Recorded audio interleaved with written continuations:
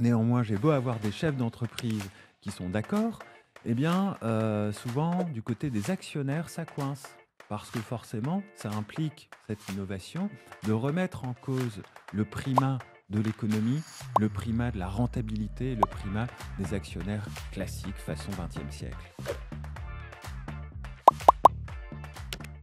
Franz, bonjour. Tu es l'auteur de La nature au travail, un livre et une réflexion qui nous invite à repenser le rôle de la nature dans nos organisations et dans notre économie. L'idée est de ne plus penser la nature comme une simple ressource à exploiter, mais plutôt comme un acteur, une partie prenante à part entière, susceptible d'avoir des intérêts, des droits, voire une voix dans la gouvernance des entreprises. Alors, est-ce que tu pourrais nous expliquer ce qui t'a poussé à écrire ce livre et à développer toute cette réflexion? La raison de ce livre, tu viens de l'évoquer, c'est que on a beau s'agiter, on a beau s'inquiéter pour, le respect de la nature, de l'écologie, de l'environnement, en fait, le système, les règles du jeu sont complètement biaisées, biaisées au point que la nature aujourd'hui est un esclave, pendant que les humains sont sacrés, je ne crois pas qu'il soit possible de respecter un esclave. Un esclave, c'est une chose, c'est une marchandise et c'est l'état à laquelle est réduit la nature par le droit, par la philosophie, par l'économie. Donc ce bouquin a vocation à changer cette règle du jeu. Certains vont le faire en donnant des droits à la nature, d'autres vont le faire en donnant une traduction comptable à la nature, et moi je le fais en donnant une voix à la nature dans la gouvernance des entreprises.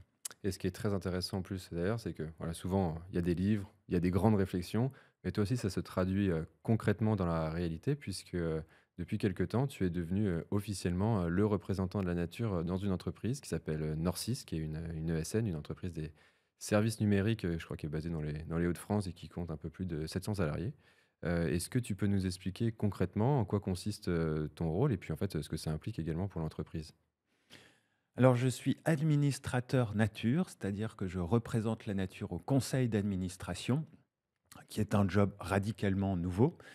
À ce titre, je dispose d'un droit de vote équivalent à 10% du capital, puisque la nature est désormais actionnaire à hauteur de 10%. Donc un droit de vote, mais aussi, et c'est ce qui fait du cas Norcis un cas exceptionnel, je dispose également d'un droit de veto au conseil d'administration Très intéressant. sur certaines décisions, pas sur toutes les décisions, et notamment toutes les décisions qui peuvent toucher à la nature ou à l'écologie. Je tiens à préciser que je ne suis pas complètement tout seul. Je suis certes le représentant de la nature au conseil d'administration, mais c'est un job extrêmement difficile. Et donc, nous avons constitué par ailleurs ce qu'on a appelé un haut conseil pour la nature, réunissant une dizaine d'experts qui siègent par ailleurs dans d'autres instances de l'entreprise, par exemple au comité de mission ou par exemple au sein du dialogue social. Mais ce sont bien tous ces représentants, tous ces experts qui discutent, qui délibèrent avant que j'aille porter une décision au conseil d'administration. Et est-ce que cette approche, du coup, te semble, également, généralisable à d'autres, entreprises? Oui, complètement. C'est-à-dire que toutes les entreprises, au fond, pourraient le faire. Juridiquement, c'est possible et je constate d'ailleurs que depuis, le Canor 6, ça fait bientôt 1 an, je passe mon temps en conférence, en interview, en réunion avec des chefs d'entreprise parce que l'idée est non seulement innovante, mais surtout elle suscite beaucoup d'espoir, de se dire: «Enfin, on va pouvoir transformer les règles du jeu». Néanmoins Néanmoins, j'ai beau avoir des chefs d'entreprise qui sont d'accord, eh bien, souvent, du côté des actionnaires, ça coince.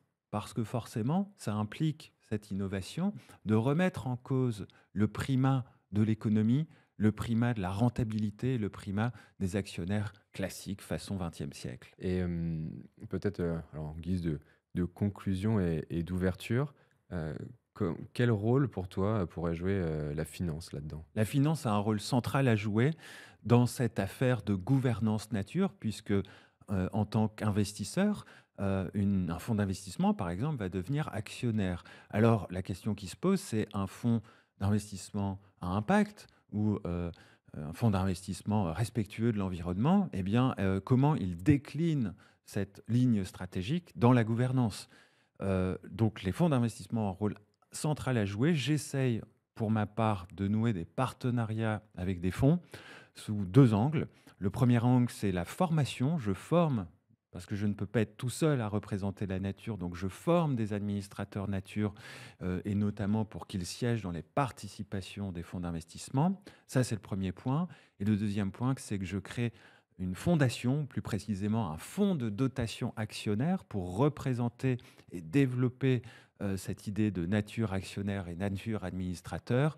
Et là, je cherche à nouer des partenariats avec les fonds d'investissement, puisque au moment de l'investissement, eh bien, tu peux placer une action pour la nature ou un siège pour un représentant de la nature. Très clair, bah, écoute, merci, puis surtout, bah, bravo pour ce beau, projet et ces belles initiatives que tu essayes de pousser donc à bon entendeur, ceux qui sont intéressés par, soutenir et devenir, partenaire de ton projet donc je te souhaite une belle, continuation et puis bon courage pour la suite. Merci à toi de m'avoir invité, et puis à défaut de me contacter, on peut aussi lire La nature au travail, évidemment. À À bientôt. bientôt.